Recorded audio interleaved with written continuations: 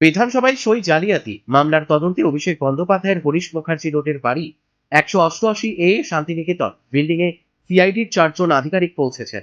সূত্রের খবর, অভিষেক বন্দ্যোপাধ্যায় এই মুহূর্তে বাড়িতে নেই, আপাতত বাইরেই অপেক্ষা করছেন তদন্তকারী আধিকারিকরা।